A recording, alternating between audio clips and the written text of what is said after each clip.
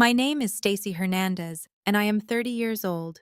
6 years ago, my mother looked me in the eye and asked, "Why celebrate wiping bedpans?" She was talking about my nursing school graduation. She said it casually, as if she were asking about the weather. My father stood next to her, nodding.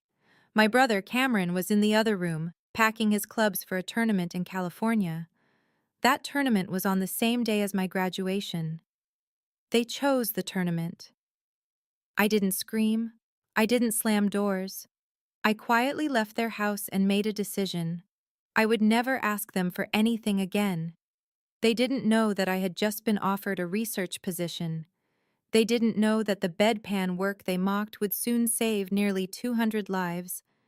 And when they walked into that ballroom years later, dressed in their finest, ready to network with Arizona's elite, what they witnessed made them hang their heads in shame.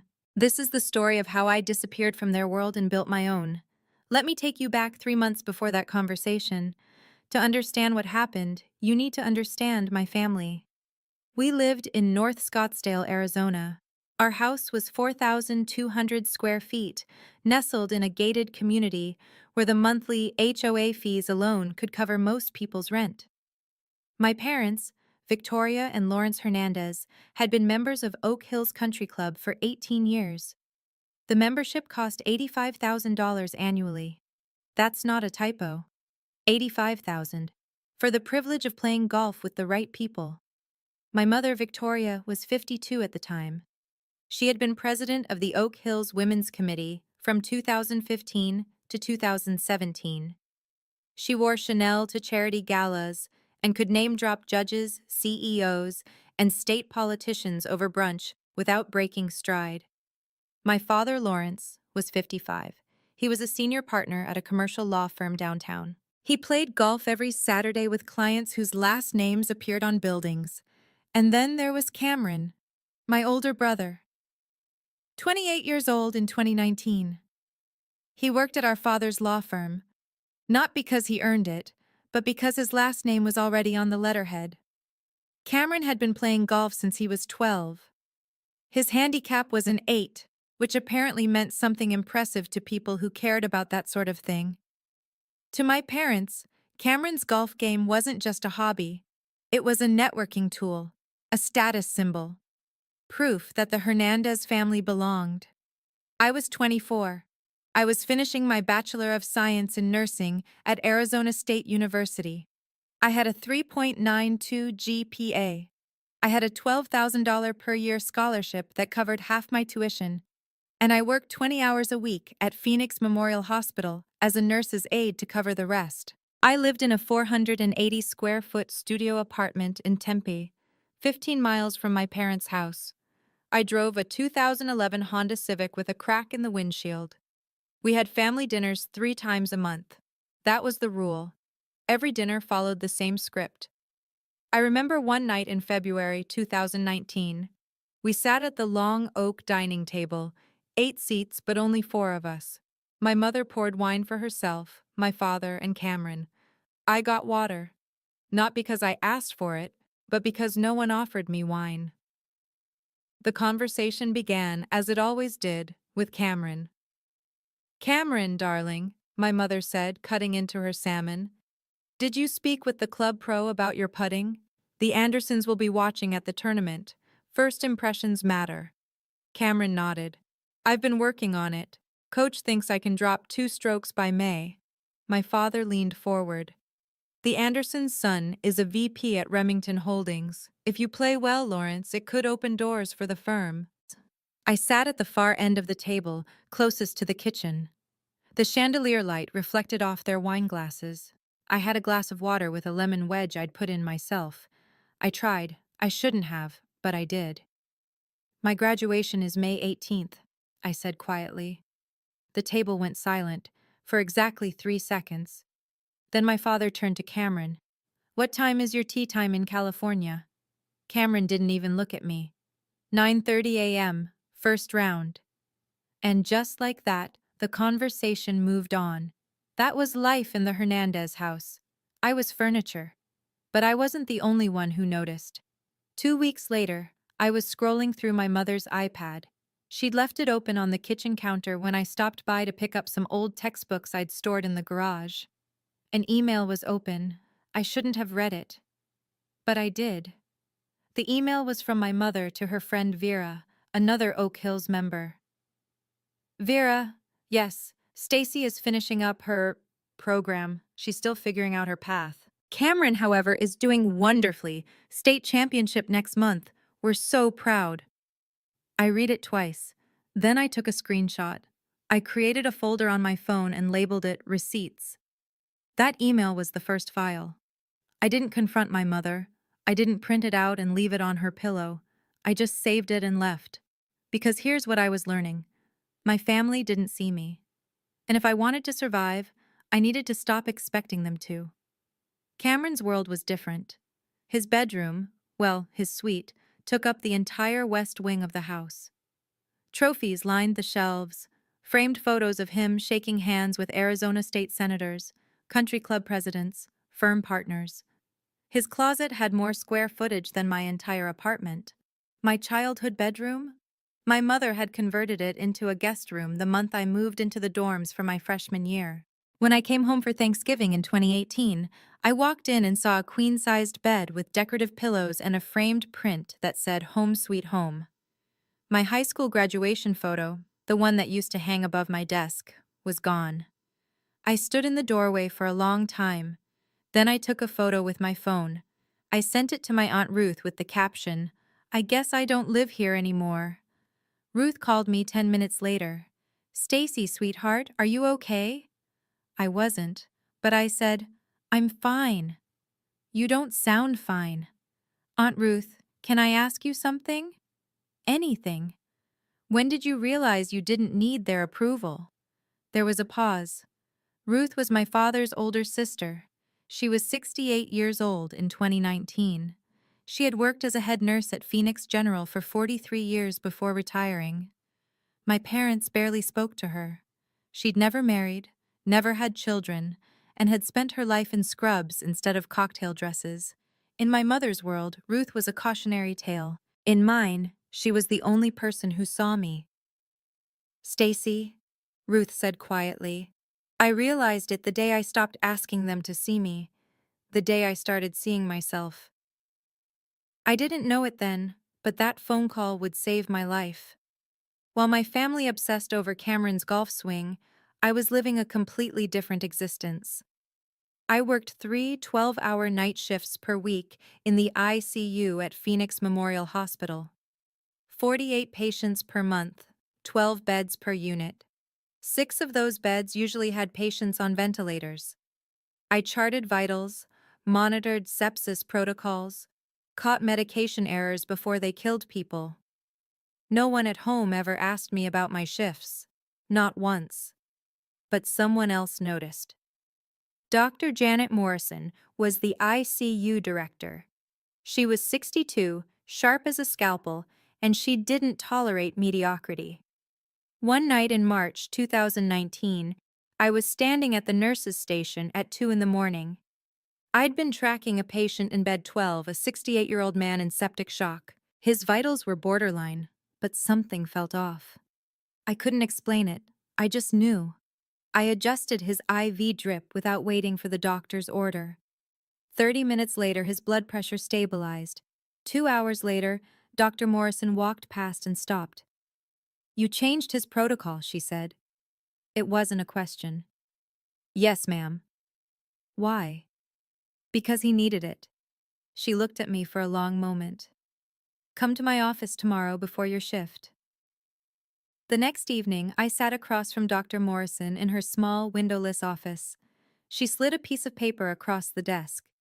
"I'm nominating you for the Dean's Clinical Excellence Award," she said. "Don't tell anyone yet. But Stacy, you have something most nurses take 10 years to develop. You see patterns before they become emergencies. Don't waste that." I stared at the paper. It was a nomination form. My name was already typed at the top. "Thank you," I whispered. "Don't thank me. Just keep doing what you're doing." I walked out of that office feeling something I hadn't felt in years. I felt seen. And then, 2 weeks later, The email arrived. It was April 30th, 2019. I was getting ready for my shift when my phone buzzed. An email from my mother. Subject line: about May 18th. I sat down on my bed. My hands were shaking before I even opened it. The email read, Stacy, your father and I have discussed the logistics for mid-May. Cameron's Arizona State Amateur Championship is in Pebble Beach that weekend. It's a significant event. Several club members will be there, including Judge Patterson and the CEO of Remington Holdings. Your graduation ceremony is, of course, important to you, but realistically, it's just walking across a stage. Cameron's tournament is a real opportunity for family visibility. I hope you understand. We'll celebrate you another time. Love, Mom. I read it 3 times. I didn't cry. Not then.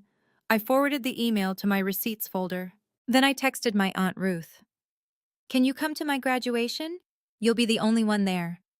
She replied in 30 seconds. I'll be in the front row. I put my phone down. I stared at the wall. And I made a decision. I would never need them again. The next 2 weeks were strange. I kept waiting for my mother to call, to say she'd reconsidered, to say that maybe my father could go to Cameron's tournament and she could come to my graduation.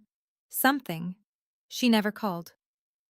1 week before graduation, I almost broke. I was sitting in my car outside the hospital after a night shift. It was 11 p.m.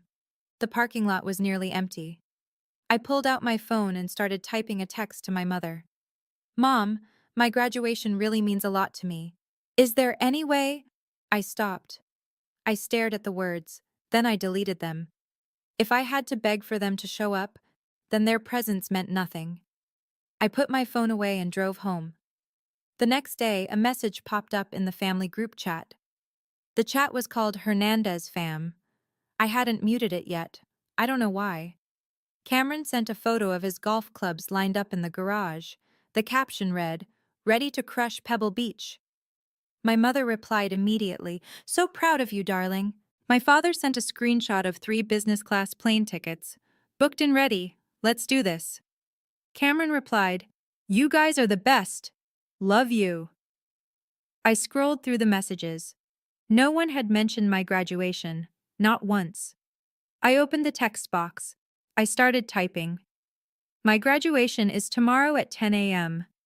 I stared at the message for a full minute, then I deleted it. I muted the group chat. I put my phone down. The morning of May 18th, I woke up at 6 a.m. I made coffee. I put on my cap and gown alone in my studio apartment. The fabric felt heavy. The tassel kept falling in my face. I stood in front of the bathroom mirror and adjusted it 3 times. My phone rang. It was my Aunt Ruth. Good morning, sweetheart. I'm leaving now. I'll be there early. Thank you, Ruth. Stacy, listen to me. You did this, not them. Today is yours. Hold your head high. I will. I'm proud of you. I hung up. I looked at myself in the mirror one more time. Then my phone buzzed again. Voicemail, from my mother. I didn't listen to it. Not then. I just stared at the notification. Then I grabbed my keys and left. The ceremony was at Sun Devil Stadium. It was 10 in the morning, and it was already 95 degrees. 320 nursing students were graduating that day. Thousands of family members filled the stands. I walked into the stadium and found my seat in the graduates section. I looked up into the family seating area. I'd reserved 4 seats. Each one had a small card with a name printed on it. Victoria Hernandez, Lawrence Hernandez, Cameron Hernandez, and one more, Ruth Callahan. Only one of those seats would be filled. Aunt Ruth was already there, sitting in the front row of the family section. She was 74 years old, wearing a floral dress and a wide-brimmed hat to block the sun. When she saw me, she waved. I waved back. The 3 empty seats next to her stayed empty. The ceremony began. The dean gave a speech about service and compassion. I barely heard it. I kept glancing up at those empty chairs. When my name was called, Stacy Hernandez, Bachelor of Science in Nursing, summa cum laude. I stood up and walked across the stage. Aunt Ruth stood up in the stands. She clapped so loudly that people around her turned to look. She was the only person standing in that entire section. I received my diploma. I shook the dean's hand. I smiled for the camera. And the whole time, I could feel the absence of those 3 empty chairs like a weight pressing down on my chest.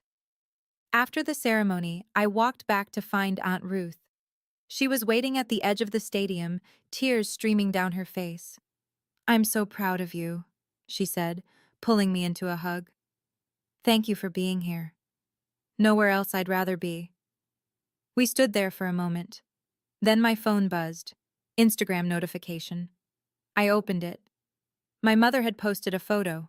It was a picture of her, my father, and Cameron standing on a golf course. The sky was blue. The grass was impossibly green. Cameron was holding a golf club, grinning. My mother had her arm around him. My father was smiling in the background. The caption read, "Watching my champion compete today. So proud of this young man. Family is everything. Hashtag proud mom. Hashtag Pebble Beach. Hashtag family first." The post had been uploaded at 11:15 a.m., 15 minutes after I walked across the stage. I stared at the photo, at the caption, at the hashtag family first. I took a screenshot. I added it to my receipts folder. The folder now had 12 files. I didn't cry. Aunt Ruth looked at my face. "Stacy? Can we leave now?" "Of course." We walked to her car in silence. She drove me back to my apartment. On the way, I finally listened to my mother's voicemail. Her voice came through the speaker, bright and casual, like she was calling to ask about dinner plans. "Stacy, hi, darling. We're boarding now. I just wanted to say, don't be dramatic about this. It's not like you're becoming a real doctor. This is just practical. You'll have many graduations in life. Cameron only has one shot at state championships. We'll talk soon. Love you." I listened to it once. Then I saved it. Aunt Ruth glanced over at me. "Are you okay?" I stared out the window. The Arizona desert stretched out on both sides of the highway. Saguaro cacti stood tall and silent against the sky. "Aunt Ruth, can I ask you something?" "Anything." "When does it stop hurting?"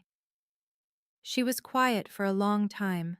Then she said, "When you stop expecting them to change." I nodded.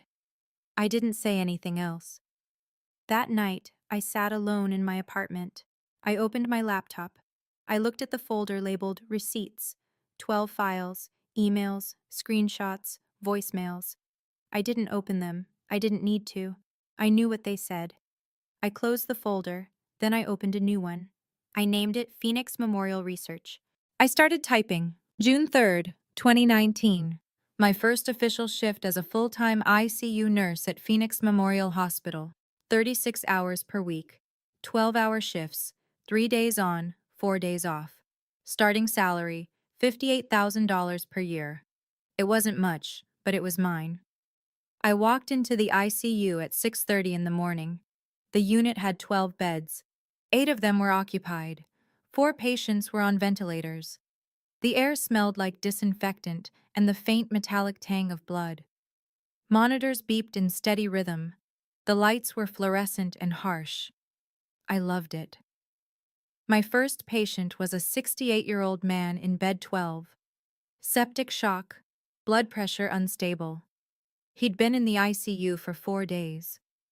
The night shift nurse handed me his chart and said, "Good luck, he's a fighter." I spent 14 hours with that patient. I checked his vitals every 30 minutes. I adjusted his IV drips. I monitored his oxygen levels. I charted everything. At 11 p.m., his blood pressure finally stabilized. When I left the hospital that night, my feet ached.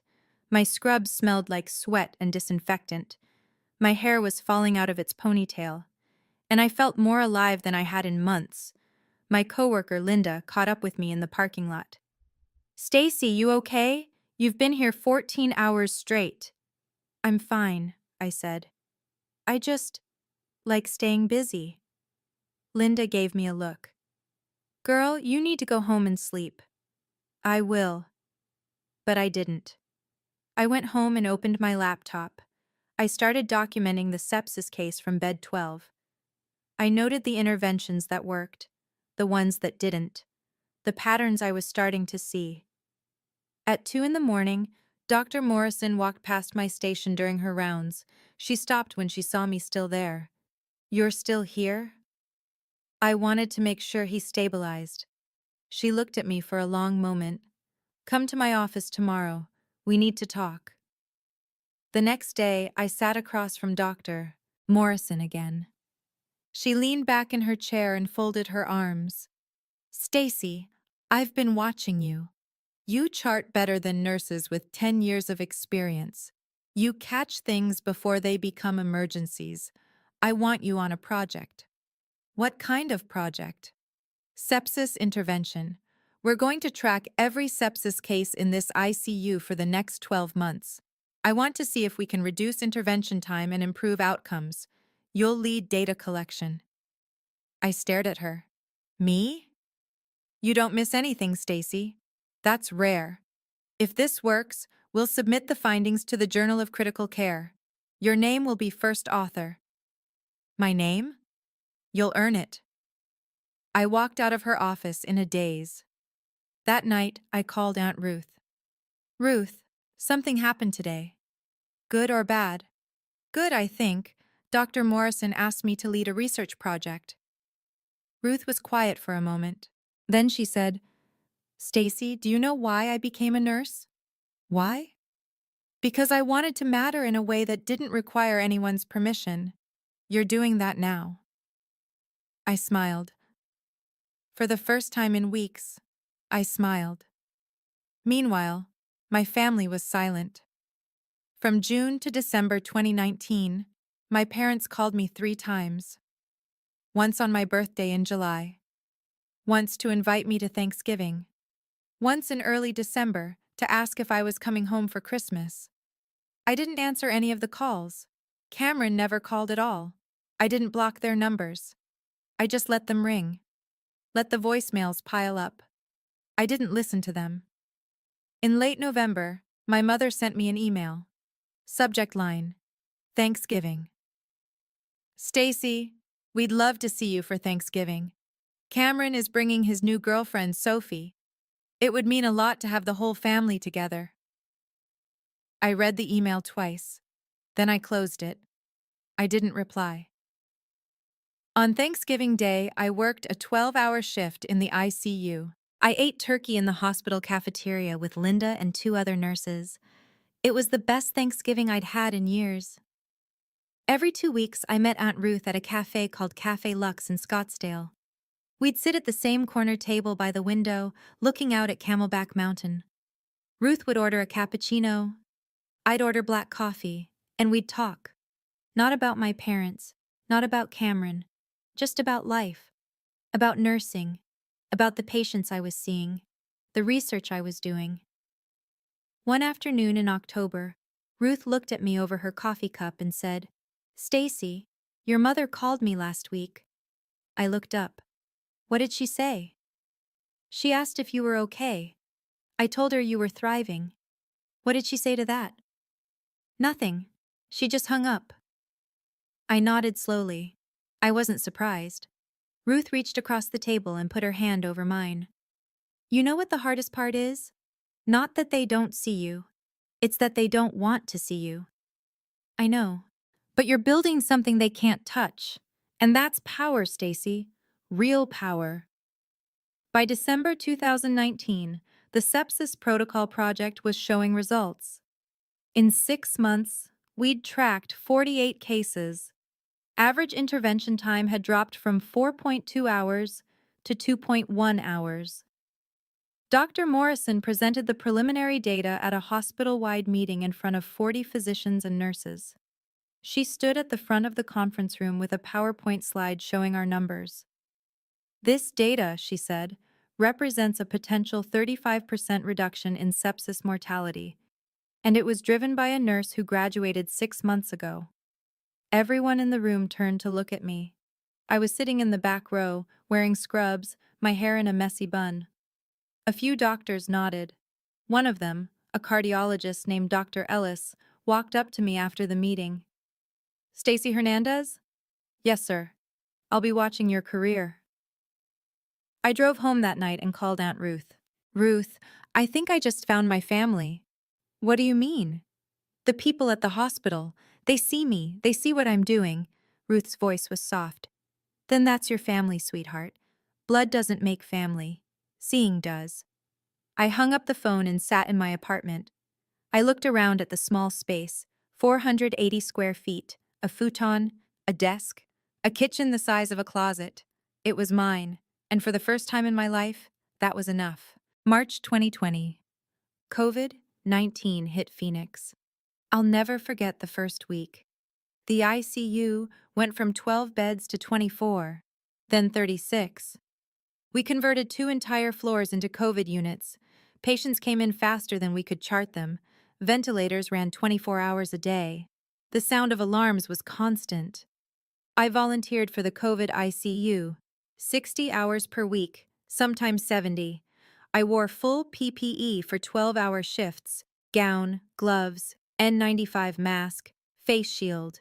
I couldn't eat. I couldn't drink. I could barely breathe. In the first 8 weeks, I watched 32 patients die, but I also saved lives. The sepsis protocol I'd been working on, it turned out that COVID patients who developed septic shock had better outcomes if we caught the signs early. The intervention time mattered. Every hour counted. By May 2020, I had saved 15 COVID patients from septic complications. By August, that number was 43. One night in June, I called Aunt Ruth at 2 in the morning. I was sitting in my car in the hospital parking lot. I'd just finished a shift where 3 patients died and 4 survived. "Ruth, I don't know if I can keep doing this." "Yes, you can. I watched 3 people die tonight. And you saved 4. I was crying. I hadn't cried in over a year, but that night I broke. "Is that enough?" I whispered. "Sweetheart," Ruth said gently, "you're doing what angels do." I wiped my face.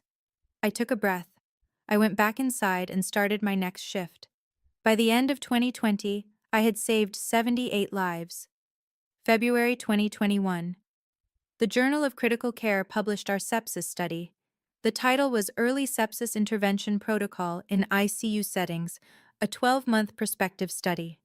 The first author was listed as Stacy Hernandez, RN, BSN. I was sitting in the hospital break room when Dr. Morrison sent me the link. I opened it on my iPad. I stared at my name in print. Stacy Hernandez, first author. I cried. Not sad tears, something else. Something I didn't have a word for. I took a screenshot of the first page. I sent it to Aunt Ruth. "We did it," she replied immediately. "No, Stacy, you did it." I wanted to send it to my parents, to show them, to say, see what I did?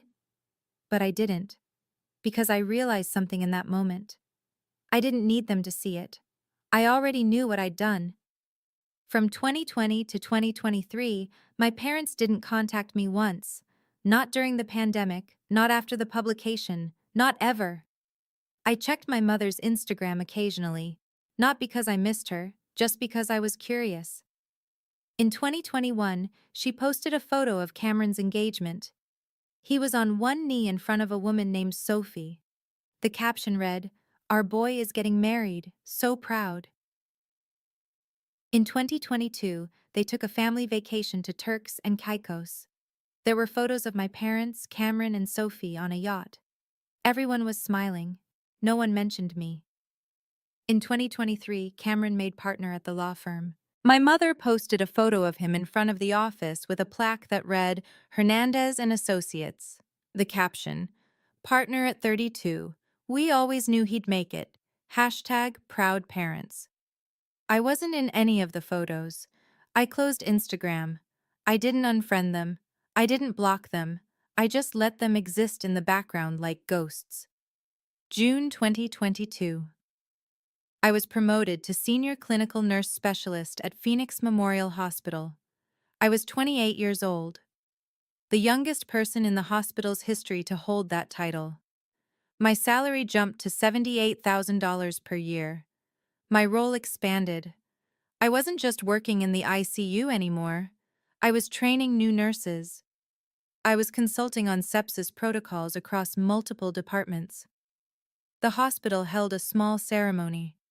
The CEO, Daniel Wright, handed me a certificate in front of about 150 staff members.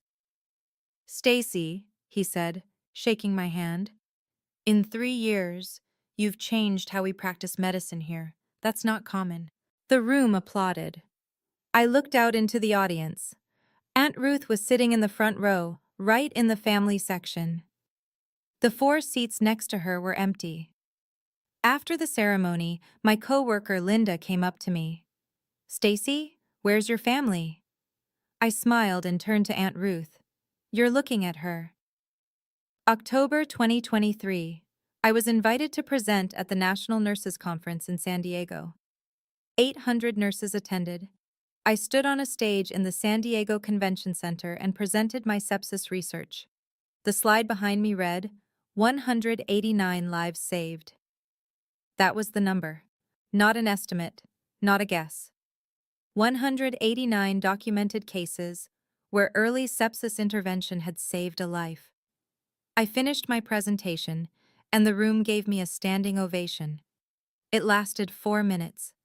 Afterward, a woman in her 60s approached me. She introduced herself as Linda Chen, a board member of the American Nurses Association. "Stacy, I'd like to nominate you for something. Can we talk?" We sat in a quiet corner of the convention hall. She pulled out a folder. "Have you heard of the Florence Nightingale Medal?" "Yes. It's awarded to nurses who demonstrate exceptional clinical excellence and measurable impact on patient outcomes. I'd like to nominate you for the 2025 award." I stared at her. "Me? You've saved 189 lives, Stacy. Your protocol is being used in 52 hospitals nationwide. You're exactly who this award was created for." I didn't know what to say, so I just nodded. "The ceremony will be in December 2025 in Scottsdale," she said, "at the Phoenician Resort." Scottsdale, my hometown. "I'll send you the nomination paperwork," she continued. "Finalists will be notified by September." I walked out of that convention center in a daze. I sat in my rental car in the parking lot and stared at the ocean in the distance. Then I called Aunt Ruth. "Ruth, something just happened." "What?" "I was nominated for the Florence Nightingale Medal." There was silence. Then I heard Ruth crying. "Oh my God, Stacy, do you know what this means? I think my life is about to change." November 15th, 2023. I received an email from the American Nurses Association. Subject: Florence Nightingale Medal Nomination. Dear Ms. Hernandez, you have been nominated for the 2025 Florence Nightingale Medal, awarded to nurses who demonstrate exceptional clinical excellence and measurable impact on patient outcomes. The award ceremony will be held December 14th, 2025, at the Phoenician Resort, Scottsdale, Arizona. Finalists will be notified by September 2025. Sincerely, American Nurses Credentialing Center. I read the email 5 times. I was sitting in my car outside Phoenix Memorial Hospital. It was 11 p.m. My hands were shaking. I took a screenshot. I sent it to Aunt Ruth. She called me immediately. "Stacy, this is it." "I know." "Do you think your parents will find out?" "I don't know." "And Ruth?" "Yes." "I don't care." September 22nd, 2025. I was working a shift in the ICU when my phone rang. Unknown number. I stepped into the break room and answered. "Is this Stacy Hernandez?" "Yes." "This is Linda Chen from the American Nurses Association. Stacy, congratulations. You've been selected as the 2025 Florence Nightingale Medal recipient." I sat down. The room spun. "I won?" "You didn't just win, Stacy. You're the youngest recipient in 30 years. The ceremony will be held December 14th at the Phoenician Resort in Scottsdale. You'll be honored in front of 600 guests. 600? This is the biggest nursing gala in the country. Hospital executives, philanthropists, healthcare leaders. It's a big deal. I hung up the phone and just sat there. Then I called Aunt Ruth. Ruth, I won. She started crying immediately. Stacy, oh, sweetheart.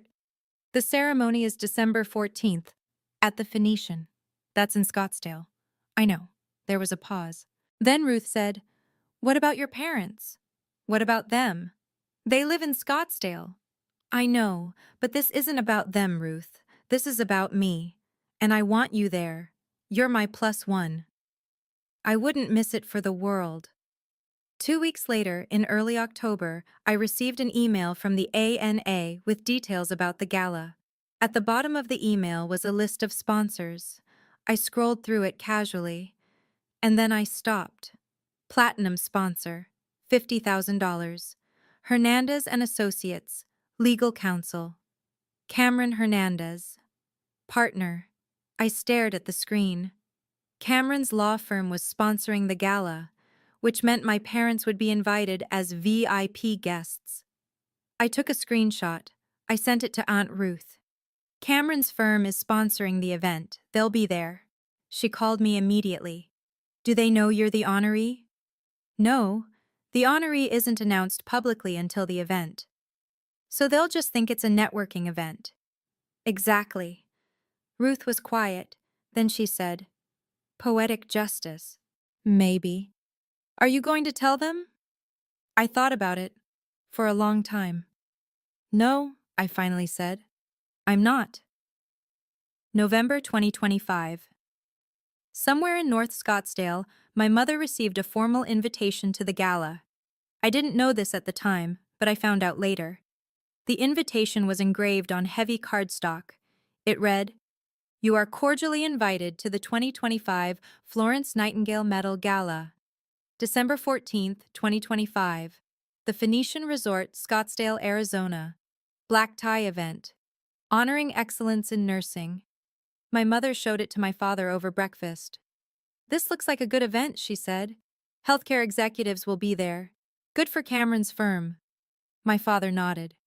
We should bring Cameron and Sophie. Good visibility. They RSVP'd.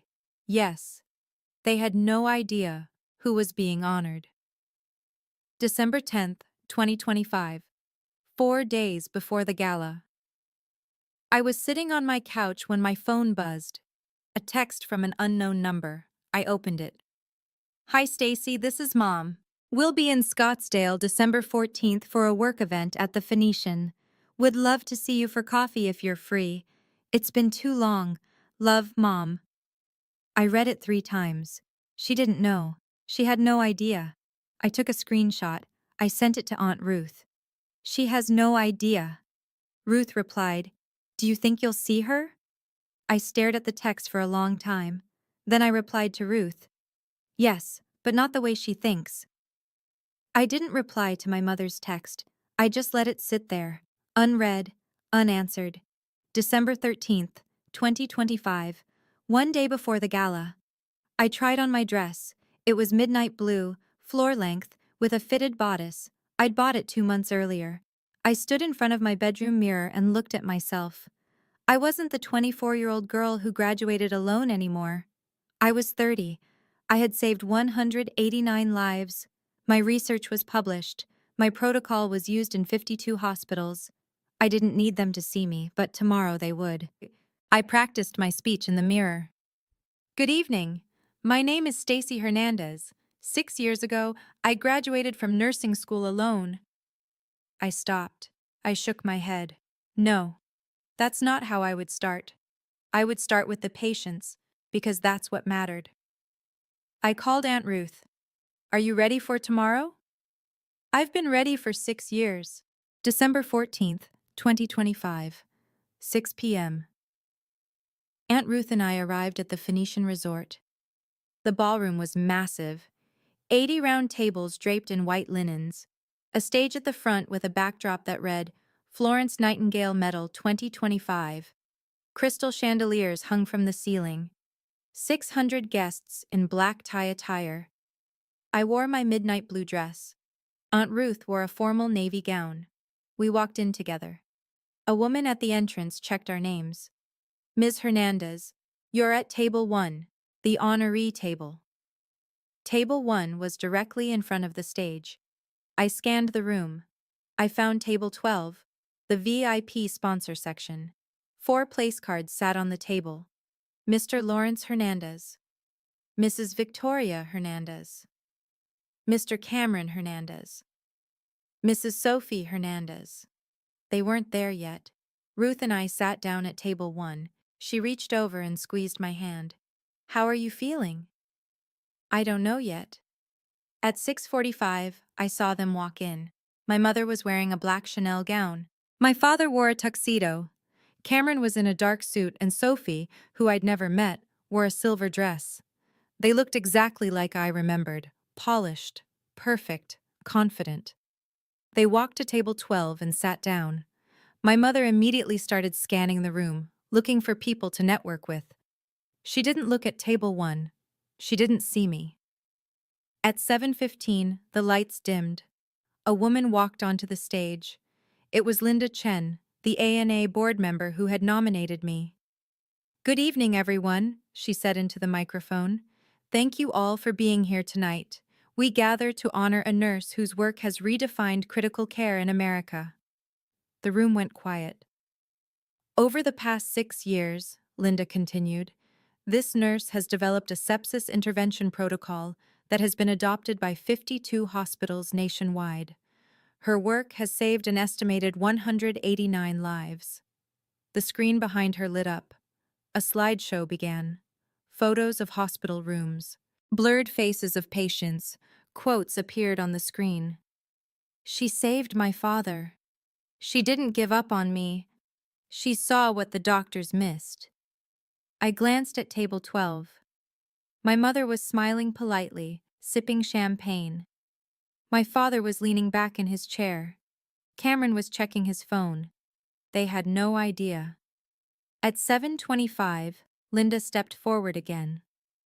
Ladies and gentlemen, it is my honor to introduce the 2025 Florence Nightingale Medal recipient. The spotlight moved from the stage to the audience. It landed on table 1, on me.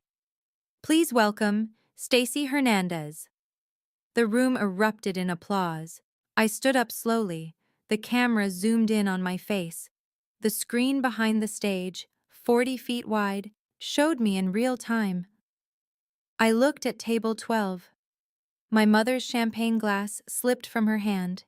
It hit the table and tipped over. Champagne spilled across the white tablecloth. My father's mouth fell open. Cameron stared at the screen, then at me, then back at the screen. Sophie leaned over to Cameron and whispered something. He didn't respond. The entire ballroom, 600 people, stood up, a standing ovation. I walked toward the stage. The applause was deafening. When I reached the microphone, I looked out at the audience, at Aunt Ruth, who was crying, at table 12, where my family sat frozen. I took a breath, and I began. Good evening, my name is Stacy Hernandez. 6 years ago, I walked across a stage to receive my nursing degree. One person was there to see me. I paused. I looked at Aunt Ruth. My Aunt Ruth. The camera cut to Ruth. She was wiping her eyes. I won't lie, I continued. That hurt. But it also freed me. Because I realized something that night. I didn't need anyone's permission to save lives. I paused. I scanned the room. My eyes landed on my mother for 2 seconds. She was staring at me, her face pale. This medal isn't just mine, I said. It belongs to every nurse who was told they were just a nurse. To everyone who was underestimated. To the 189 patients who trusted me when I was 24 and scared and alone in an ICU at 2 in the morning. The room was silent. When I started this work, I said, my voice steady, I was told that nursing was practical, that it wasn't worth celebrating, that I was. I stopped. I looked directly at my mother, wiping bedpans. The silence in the room was absolute. But here's what I learned. Every life I saved mattered. Every protocol I perfected mattered. Every hour I spent studying sepsis data mattered. Not because someone told me it did, but because I knew it did. The applause started again, slowly at first, then louder. Linda Chen stepped forward and placed the medal around my neck. It was heavy, gold, engraved with my name. The applause became a roar, a standing ovation that lasted 4 minutes and 15 seconds. I stood on that stage and looked out at 600 people. All of them were standing, clapping, including my parents. But they weren't clapping because they were proud. They were clapping because they had to. I stepped down from the stage. I walked past table 12 without looking at them. I went straight to table 1 and hugged Aunt Ruth. She whispered in my ear, "You did it, sweetheart. We did it." At 8:15 during the cocktail hour after the ceremony, I was standing near the bar with Aunt Ruth when I saw them approaching. My mother, my father, Cameron. They walked up slowly, like they were approaching a stranger. My mother spoke first. Her voice was shaking. "Stacy, sweetheart, we had no idea." I turned to face her. My voice was calm, steady. "No idea about what, Mom? That I became someone worth knowing?" She flinched. My father stepped forward. "Stacy, we're so proud." "You're proud now," I said quietly. "But you weren't there when I needed you to be." Cameron opened his mouth. "Stace, I'm sorry. I didn't know you were doing all this." I looked at him, really looked at him. "You didn't know because you never asked." There was a long silence. Sophie, standing behind Cameron, looked uncomfortable. She didn't say anything. My mother's eyes were red. "Stacy, please, can we talk? Can we—" "Mom," I said softly, "I'm glad you could see what I've built, but I didn't build it for you." I turned to Aunt Ruth. "I think we're done here." Ruth nodded. We walked away. Behind me, I heard my mother start to cry. I didn't look back. The next 10 days were strange. From December 15th to December 25th, I received 14 messages from my family. Text from my mother, December 15th. "Stacy, please call me. I need to explain." Voicemail from my father, December 16th. "Sweetheart, we made mistakes, but we're still your family." Email from Cameron, December 18th. "Stace, I'm sorry I wasn't there. Can we meet for coffee?" Text from my mother, December 20th. "I told the club about your award. Everyone is so impressed." I read each message. I didn't respond to any of them. On December 23rd, I called Aunt Ruth. "They keep texting," I said.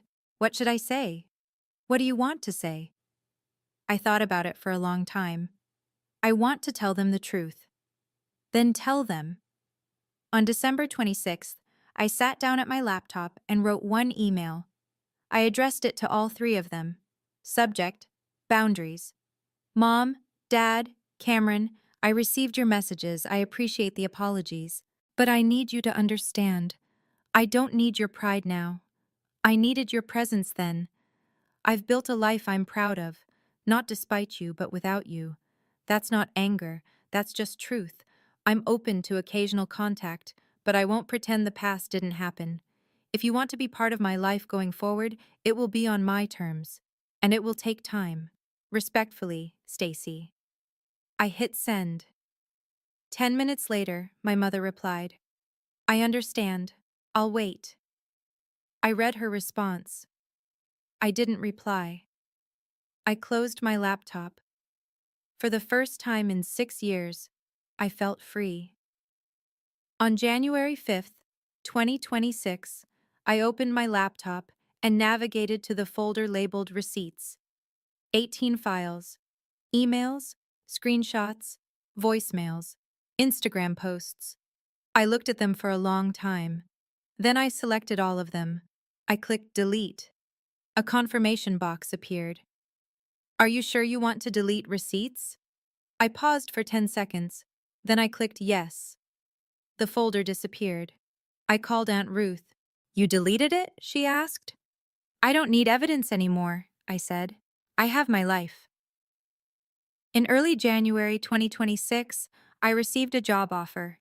National Nursing Consultant for the American Nurses Association.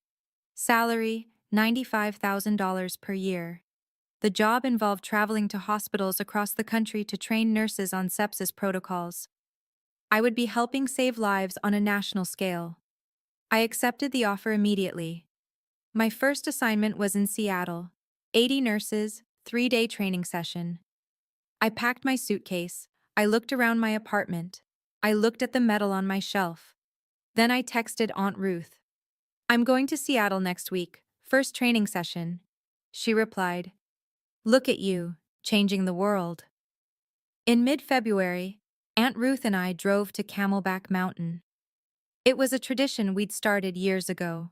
We'd hike to the top and sit on the rocks and talk. The sun was setting. The sky was pink and orange. Scottsdale stretched out below us. Stacy, Ruth said, do you think they'll ever really understand what they missed? I thought about it. Does it matter?